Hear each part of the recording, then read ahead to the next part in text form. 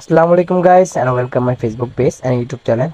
তো অনেকদিন পরে আবারও চলে এলাম নতুন ভিডিও নিয়ে এবং এই মুহূর্তে আমরা আছি নরসিংদী ঘোড়াশালে। তো ঢাকাতে প্রচণ্ড গরম, যার জন্য ঘোড়াশালে আসা, পাশাপাশি ভার্সিটির এক্সাম আছে, যার জন্য এক্সাম দিয়ে চলে আসলাম ঘোড়াশালে। তো ঘোড়াশালে এসেছি এবং এই মুহূর্তে ফলের সিজন, যার জন্য ফল না খেলেই হয়ই না। তো আমরা চলে আসলাম আজকে আমাদের শ্বশুরবাড়ি এলাকাতে এবং এই শ্বশুরবাড়ি এলাকাতে এসে চলে আসলাম ফলের বাগানে বলতে গেলে। তো এখানে আছে আম, জাম, আষাঢ়ি, আরও অনেক ধরনের ফলের গাছ আছে। তো আজকে আমরা সব ধরনের ফল গাছে উঠবো এবং সব কিছু পেরে নিয়ে যাব। এবং এই মুহূর্তে আমরা আছি সেই বাগানে চলে আসলাম, আসার সাথে সাথে দেখছি গাছের নিচে আম পড়ে আছে, পাকা পাকা আম পড়ে আছে। অ্যান্ড আরো দুই একটা খুঁজলাম, দেখে দেখছি দুই চারটা ছিল, যারা যারা ছিল গাছের নিচে এতক্ষণ তারা নিয়ে গেছে। এবং সাথে সাথে আমার ছোট দুই ভাইকে গাছে তুলে দিলাম তাদের গাছে ওঠার জন্য এবং আম পাড়ার জন্য, কেননা আমি প্যান্ট পরে আসছি, যার জন্য গাছে উঠতে পারতেছি না। And দীর্ঘদিন যাবত গাছে উঠি না, যার জন্য গাছে উঠতে মন চাচ্ছে না, তাদের জন্য উঠিয়ে দিলাম গাছে ওঠার জন্য। মানে আমরা সবাই নিচে আছি আম কুড়ানোর জন্য। তো সাথে সাথে নিয়ে আসছিলাম আমার শালিকাকে, আমার ওয়াইফ ছিল, আমার ছেলে ছিল, আমি ছিলাম। অ্যান্ড সবাই মিলে আমরা নিচে দাঁড়িয়েছিলাম আম টোকানোর জন্য। তো সব তারা গাছ থেকে ওঠানোর সাথে সাথে বৃষ্টির মতো ঝড়ো ঝড়ো করে আম পড়তেছিল চারদিকে। এই দেখেন প্রচণ্ড আম পড়তেছিল, মাথায় হাতে পিঠে সব দিক দিয়ে আম পড়তেছিল।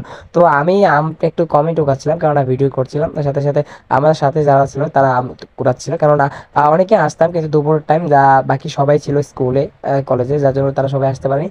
আমরা 4 থেকে 5 জন চলে আসলাম আম কুড়ানোর জন্য। এবং এত পরিমাণে আম পড়তেছিল উপর থেকে, মাথায় এদিক ওদিক কোন দিক দিয়ে তাকাবো, কখনো ক্যামেরায় পড়তেছিল। তো আমি পাশাপাশি আম কুড়াচ্ছিল, ওরা আমি দেখছিলাম। কিছু কিছু আম একদিকে করে রাখছিলাম, সাথে ছিল আমার ছেলে। তো সে কোল থেকে নামতে চাচ্ছিল না, যার জন্য ওইভাবে আমি আম টোকাতে পারছিলাম না। অনেকক্ষণ পরে তাকে এক পাশে রেখে এখন কিছু আম এদিক দিয়ে কুড়াচ্ছিলাম, দেখছিলাম চারদিক দিয়ে ভরে যাচ্ছে, তাদের দুজনের পক্ষে সম্ভব হচ্ছে না সবগুলো আম কুড়ানো। দেখেন কি পরিমাণে আম হয়েছে, এটা শুধুমাত্র একটা গাছ থেকে আম পাড়তেছিলাম।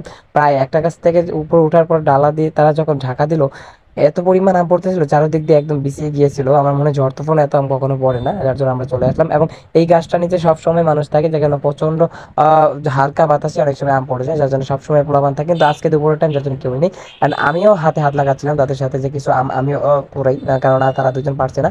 অনেক আম ছিল, আমরা আপনাদের দেখাচ্ছি চলেন। আমরা এত পরিমাণে আম ছিল, আমাদের অলরেডি 2 ব্যাগ ভরে গেছে, অ্যান্ড এক ব্যাগ আমরা ভরে আরেক ব্যাগ ভরতেছিলাম। And আমাদের আমগুলো সবগুলো নিয়ে ওই পাশে গাছের নিচে রাখলাম। তো চলেন গাছের নিচে কি অবস্থা আপনাদের দেখেন। পাশাপাশি এদিকে ওদিকে আরো অনেক আসতেছিল, জিজ্ঞাসা করতেছিল ভাই কেমন আছে, বললাম আলহামদুলিল্লাহ, আপনারা কেমন আছেন? আলহামদুলিল্লাহ সবাই ভালো আছি।